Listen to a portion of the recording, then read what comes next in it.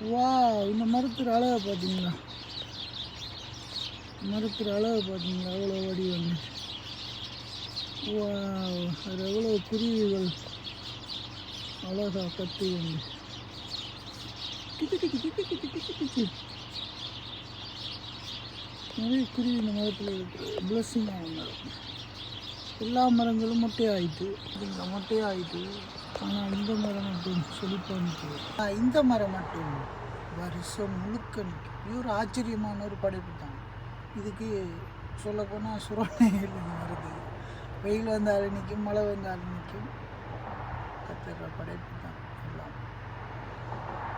Okay, நான் படி சொன்னால் நல்ல மரம்.